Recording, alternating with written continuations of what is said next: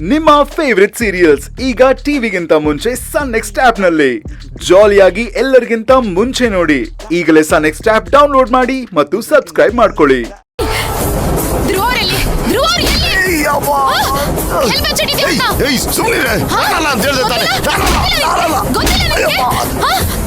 ನಾಟಕ ಮಾಡ್ತೀಯಾ?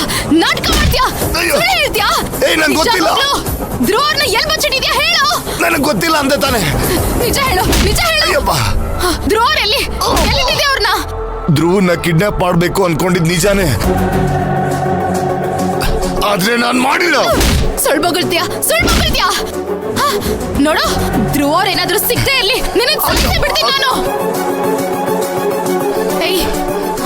ಬಾಯ್ ಬಿಡೋ.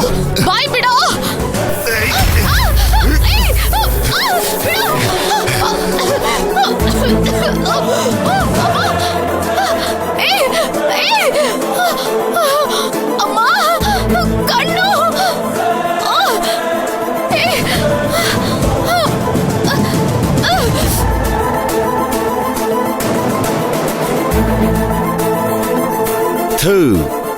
ಕಾರಲ್ಲೇ ಕೂತಿರು ಅಂದ್ರೆ ಮತ್ತೆಲ್ಲಿ ಹೋದ್ರಿ ಇವರು?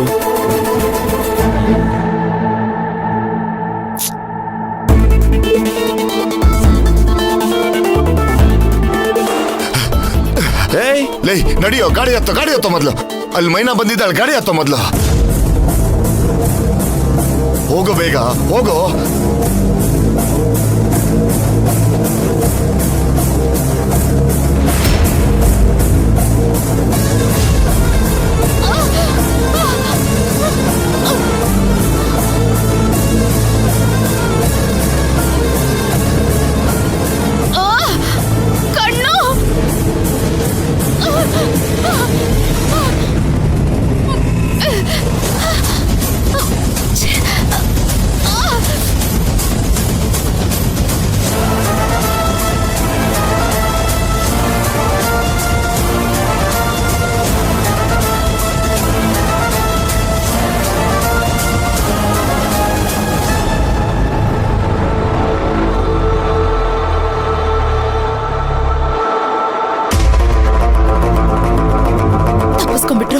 ತಪ್ಪಿಸ್ಕೊಂಡ್ಬಿಟ್ರು. ಅಣ್ಣ ಬೇಗ ಗಾಡಿ ತೆಗಿ.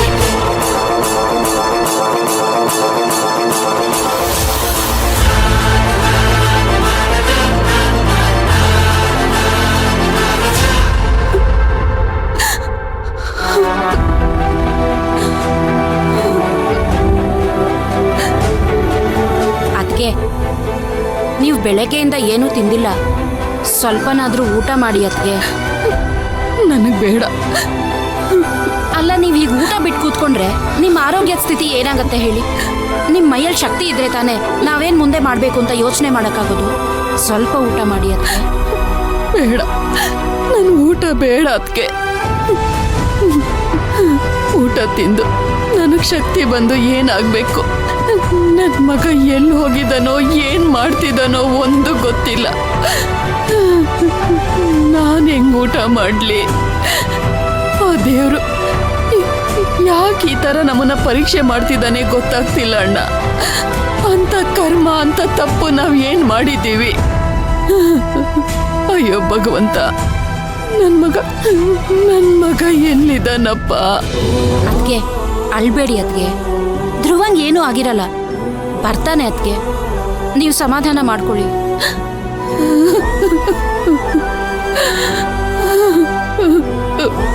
ಅದಕ್ಕೆ ಅಳ್ತಿದ್ಯಮ್ಮ? ಅಳು, ಇನ್ನು ಚೆನ್ನಾಗಳು. ಇವಾಗ ಗೊತ್ತಾಯ್ತಾ? ಮನೇಲಿರೋರೊಬ್ರು ಇದ್ದಕ್ಕಿದ್ದಂಗೆ ಹೇಳ್ದೆ ಎಲ್ಲೋ ಮನೆ ಬಿಟ್ಟು ಹೋದ್ರೆ ಮನೆಯವ್ರಿಗೆಲ್ಲ ಎಷ್ಟು ಕಷ್ಟ ಆಗುತ್ತೆ ಅಂತ, ಎಲ್ರು ಎಷ್ಟು ಒದ್ದಾಡ್ತಾರೆ ಅಂತ. ನಾನು ನಮ್ಮಣ್ಣ ಹಿಂಗೆ ಒದ್ದಾಡಂಗ್ ಮಾಡ್ತೆ ನೀನು.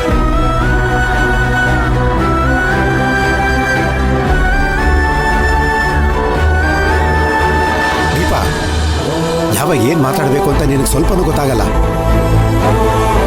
ಎಲ್ಲದಕ್ಕೂ ನಿಮ್ ಮಗ್ಲೇ ಕಾರಣ. ಅವಳಿಂದನೇ ಇಷ್ಟೆಲ್ಲ ಆಗ್ತಿರೋದು.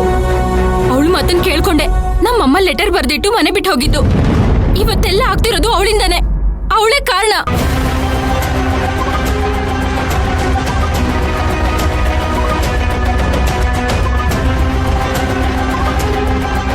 ದೀಪಾ, ಇದೆಲ್ಲ ನಿನ್ಗೆ ಇದೆಲ್ಲ ನನಗೆ ಹೇಗೆ ಗೊತ್ತಾಯ್ತು ಅಂತ ಯೋಚನೆ ಮಾಡ್ತಿದ್ಯಾ?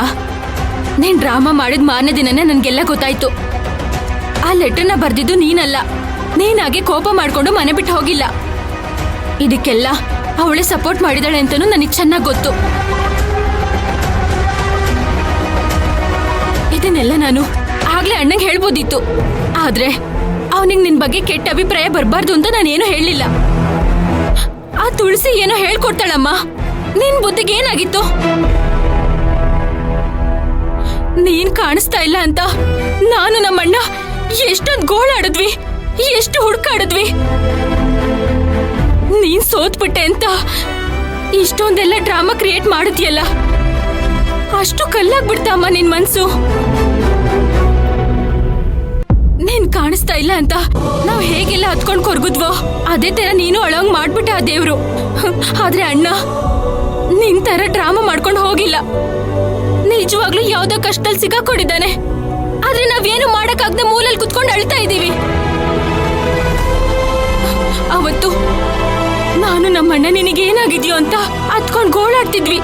ಆದ್ರೆ ಅದನ್ನ ನೋಡ್ಕೊಂಡು ಎಲ್ಲ ಗೊತ್ತಿದ್ರು ಎಂಜಾಯ್ ಮಾಡ್ತಿದ್ರು ಆ ತುಳಸಿ. ನಾವಷ್ಟು ಗೋಳಾಡ್ತಿದ್ರು ನಿಜ ಹೇಳ್ಬೇಕು ಅಂತ ಅನ್ನಿಸ್ಲೇ ಇಲ್ಲ ಅವಳಿಗೆ.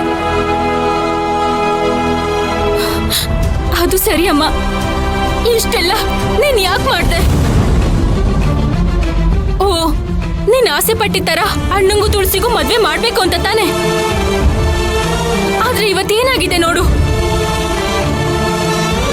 ಅವತ್ ನೀನ್ ಮಾಡಿದ ಪಾಪ ಮತ್ತೆ ನಿನಗೆ ತಿರುಗಿಸ್ ಬಂದಿದೆ. ಅವತ್ ನೀನ್ ಮಾಡಿ ಸರಿ ಅನ್ಸಿದ್ರೆ ಇವತ್ ಅವನ್ ಮಾಡಿರೋದು ಸರಿನೇ. ಆದ್ರೆ ನೀನ್ ಮಾಡಿದ ತಪ್ಪಿಗೆಲ್ಲ ಶಿಕ್ಷೆ ಅನ್ಭವಿಸ್ತಿರೋದು ಅಣ್ಣ.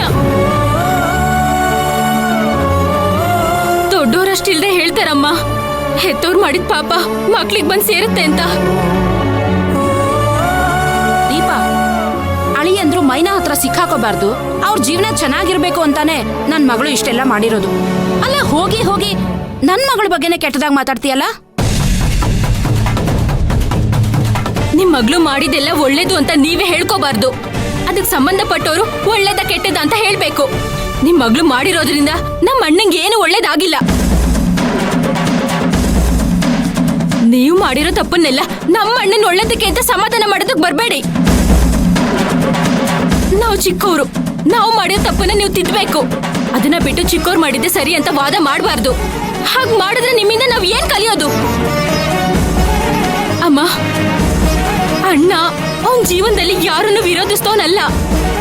ಆದ್ರೆ ನೀನು ಸುಳ್ಳು ಹೇಳಿ ಡ್ರಾಮಾ ಮಾಡಿದ್ಯಲ್ಲ,